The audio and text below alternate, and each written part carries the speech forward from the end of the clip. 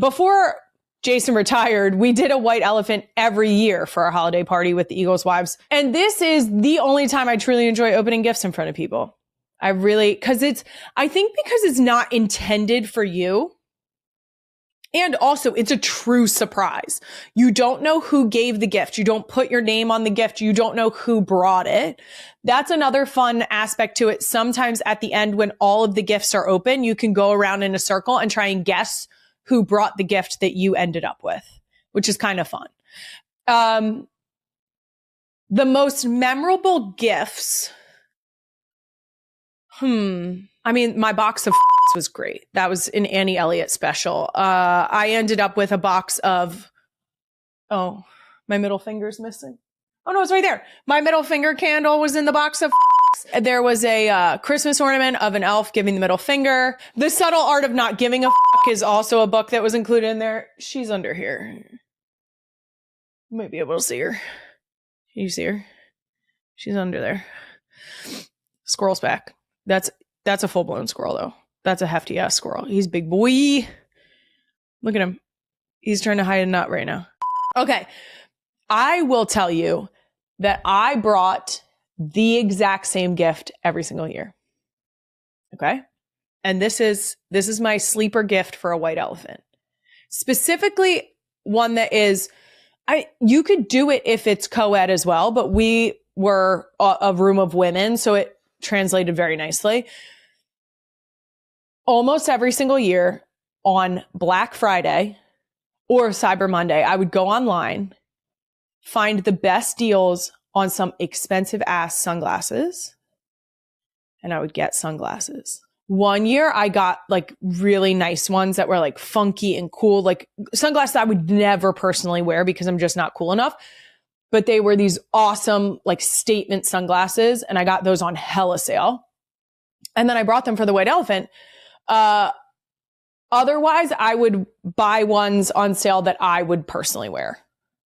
Because they were a little more like everyday sunglasses. And they always, I feel like people were excited to get them because don't we all just lose all of our sunglasses? There was one year that someone brought, I don't even know what the bag is called, but it's a bag that collapses down. Someone will know in the comments.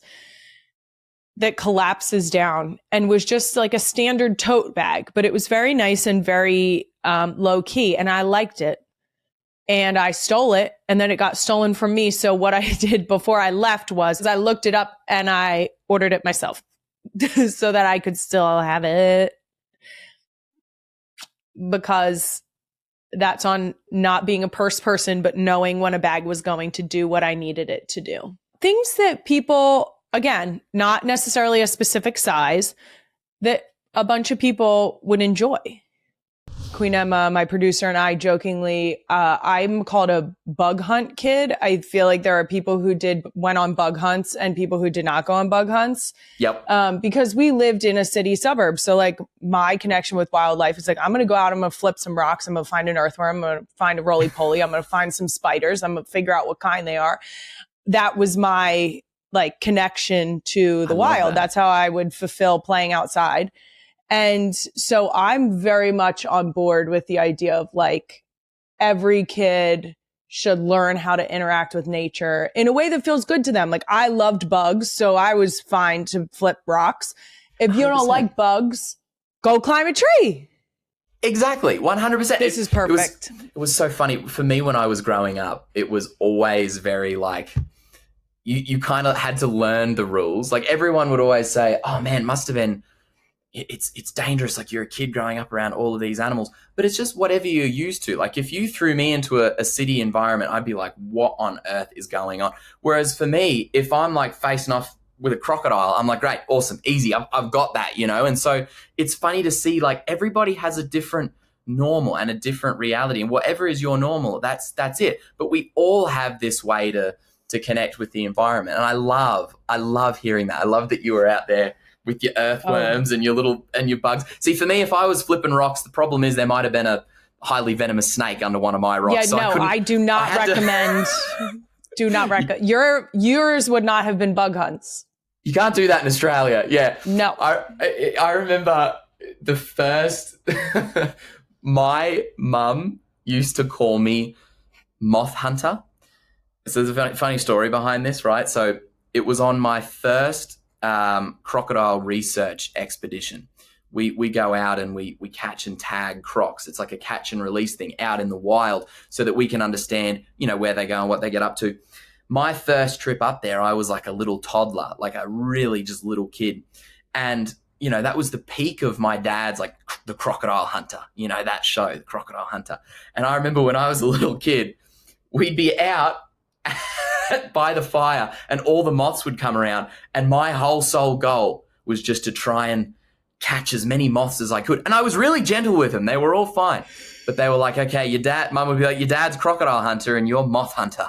So that was my claim to fame. We started small. That's it. You worked your way up. Exactly.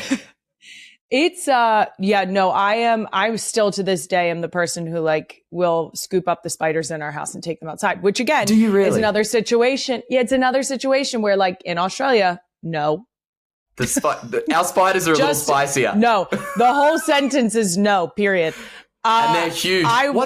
What's your favorite animal? I'm very interested because you are obviously an animal person. What's asked me one? The same thing. Oh, did she? This is an Erwin question. So I love dogs because of the proximity. Yes. I love that they're accessible, that you get to have a relationship with them when you live in a suburb.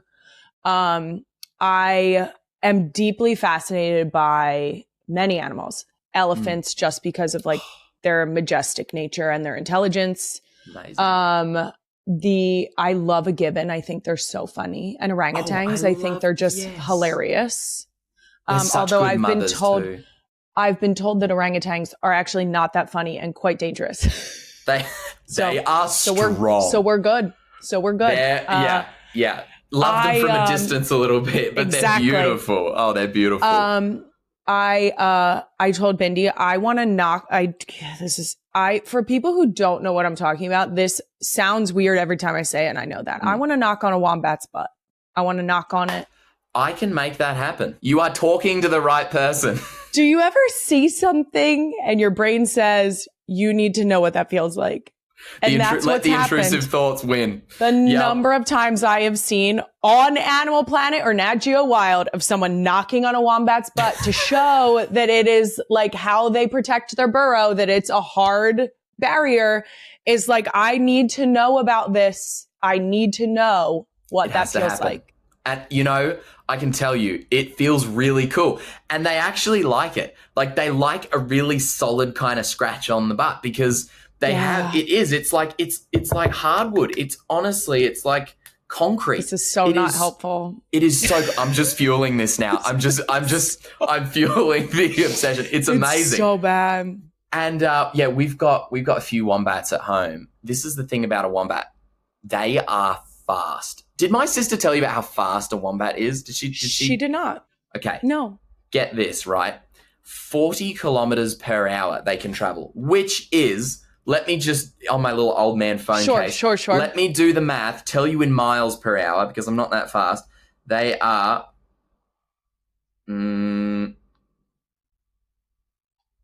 holding 25 miles per hour they can run.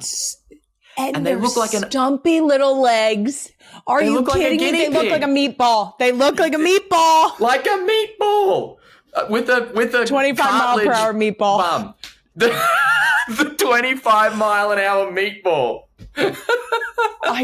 This is not helping. And wombats have it out for me. I love all animals. I love wombats. Most animals love me back, but it's a love-hate relationship. For some reason, wombats try and attack me. I have had a wombat literally strike at my face to bite me. I don't know why. Wombats they don't like me. Well, yeah. Maybe they'll like me. They will. You know what? I get that vibe. You gotta come to Australia and feel a wombat's butt. That is a must. Perfect. It's when I say that to people and they do not know what I'm talking about, they're like, you want to knock on a what? I'm like, if you've seen one video of someone knocking on a wombat's butt, Oh yeah. then it's lived rent free in my brain since I was probably in middle school. It's amazing. It's amazing. They are gorgeous. And it is true. Like that, the power they have in that booty, holy moly. If you're a dingo or, a large animal that's going in to try and get them, you know how it works. The edge of that burrow and that butt, it's a shield. I mean, Captain America style. They're just like, nah, get out of there.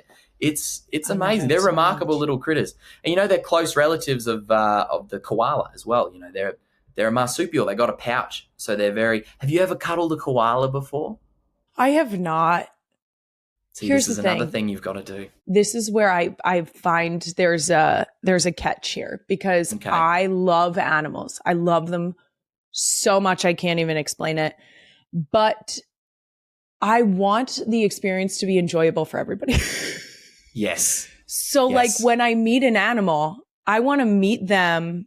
Let me say this, if I meet an animal, I want them to be happy with the experience. 100%. I want to meet them where they're happiest. And so I only want to meet a koala in Australia. 100%. And I feel like you guys have them figured out. That's where I want to meet them. That's the thing. And I love that because it is so important. I think one of the biggest things that I think people sometimes don't realize is the power that we hold as a tourist. If you're visiting places, particularly when it comes to wildlife, if you're supporting, sustainable practices and experiences with animals wherever you travel, that's the most important thing because there's a lot of pitfalls, and traps that people kind of fall in. But as you say, if you are approaching an animal, having an experience that is on their terms and that is benefiting them, that's just crucial. So like what we do with our koalas in Australia, because a lot of people don't realize they're now an endangered species. There's not many left. And so we have about 500,000 acres of protected land throughout Australia that acts as like refuges for animals, including koalas. We have a koala hospital where we save them and other animals, release them back into the wild after they've been rehabilitated. And like the conservation of koalas has become one of the biggest pillars for what we do. And then part of that as well is we have koalas at our sanctuary, some of them rescues, that, are so incredibly affectionate. And it's beautiful. When you see people meet them, there's this click where they go, oh my gosh, I have to protect these animals. Like we need to save them. And that awareness is so crucial. And it's so amazing to watch that and just go, okay, great. There's someone else on board for koala conservation. Like it's so special. Well, it's also crazy because, and please correct me if I'm wrong here, but one of the largest threats to koalas are cars, correct? That is correct. Yes. So it's crazy to think that we're impacting, like just our existence is impacting such an incredible creature in a way where it's like, we think like, oh, we're just driving here or driving there. It's like, you're literally taking koalas out of the population. Exactly. You are so right. And this is the interesting thing is the reason why koalas are endangered. It's because of humans, 100%. And that comes in so many different forms. For koalas, it's all about habitat. You think the only thing a koala can eat is eucalyptus leaf. That's it. Which is why they're like so chill all the time, is because they're just like, all they got is eucalyptus leaf. So they're not really like bouncing off the walls. But that they can only live in those beautiful big old growth eucalyptus forests. And there's not many of those left in Australia in big wide open spaces because there's so many developments and roads and like urbanization that's happening. They're so fragmented to little island populations, these little patches of bushland. So now sad. If there's disease or there's anything that happens, it just wipes them out. Or like the big bushfires that we had in Australia, it can really wipe them out. But our job, like we actually have like a koala ambulance service where we go out, we save koalas that might have been hit by a car or they've been displaced, they have an injury. We save a lot of orphaned koalas. Happens all the time where the mum will get hit by the car, but the little baby is still alive in the pouch. We bring them back and then rear them back to health and release them. And it is just, it's heartbreaking, but so fulfilling at the same time. They're just such sweet little critters. They're crazy. Oh my gosh. when you first get them out of the wild, if you're rescuing them, they're like little gremlins, but they calm down so quickly, and they know you're trying to help them. It's beautiful. Yeah.